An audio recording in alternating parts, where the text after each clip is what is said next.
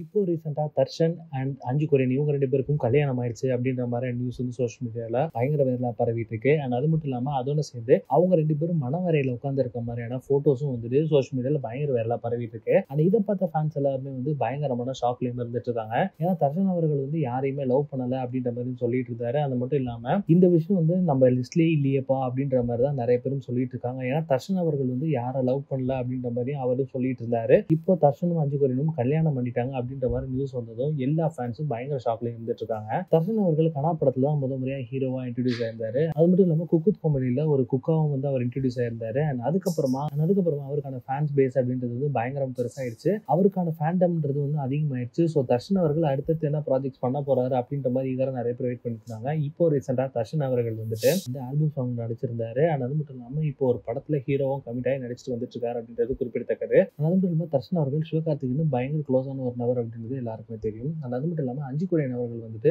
மலையாள ஆக்ட்ரஸாக இருந்தாலும் தமிழில் வந்து குறிப்பிடத்தக்க ஒரு சில படங்கள் பண்ணியிருந்திருக்காங்க. நேரம் படத்தில் ஒரு முக்கியமான ரோல் பண்ணியிருந்திருக்காங்க. இக்லூ அப்படின்ற படத்துலையும் நடிச்சிருந்திருக்காங்க. சில நேரங்கள் சில மனிதர்கள் அப்படின்ற படத்துலையும் நடிச்சிருந்திருக்காங்க. என்னதான் அஞ்சு கொரியன் அவர்கள் ரொம்ப கம்மியான படங்களில் நடிச்சிருந்தாலும் அஞ்சு கொரியன் அவர்கள் வந்துட்டு நடித்த படங்கள் எல்லாமே வந்து ஓரளவுக்கு நல்ல பேர் எடுத்து கொடுத்த படங்களாக தான் இருந்துட்டு இருக்கு. ஸோ இந்த மாதிரி இருக்கிற நேரத்தில் இவங்க 2 பேரும் எப்படி கல்யாணம் பண்ணிக்கிட்டாங்க, எப்படி இவங்க 2 பேரும் ஒன்றா மீட் பண்ணிக்கிட்டாங்க அப்படின்ற மாதிரியான கேள்விகளும் எழுந்துகிட்டு இருக்கு. ஸோ நம்மளாம் பொறுத்திருந்து பார்ப்போம் இவங்க 2 பேருக்கு நிஜமாலுமே கல்யாணம் ஆயிடுச்சா, அப்படி இல்லைன்னா இது வந்து வேற ஆட் ஷூட்டுக்காக எடுக்கப்பட்ட போட்டோவா அப்படின்றத நம்ம பொறுத்திருந்து பார்ப்போம். ஸோ உங்களுக்கு இந்த வீடியோ பிடிச்சிருந்தா லைக் பண்ணுங்க, ஷேர் பண்ணுங்க, கமெண்ட் பண்ணுங்க, மறக்காம வீடியோ சப்ஸ்கிரைப் பண்ணி அந்த பெல் ஐகானை தட்டி விட்டுருங்க.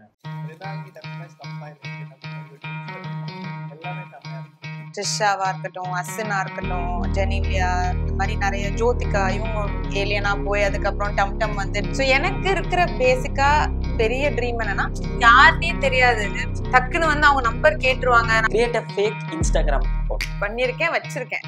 டைரக்டா பார்த்தா நம்ம பேர் போயிடும். அதனால வேற யாரையா ஸ்டாக் பண்றதுக்கு நான் ஃபேக் அக்கௌண்ட்ல கிரியேட் பண்ணியிருக்கேன். ஏதாவது புதுசா வந்திருக்கா, தப்பா வந்திருக்கா, கரெக்டா ஏதாவது தப்பா அட்லீஸ்ட் போடுங்களேன், ஏதாவது போடுங்க, எதையா போடுங்க. சோட்டா பீம் சுக்கி எனக்கு ரொம்ப பிடிக்கும்.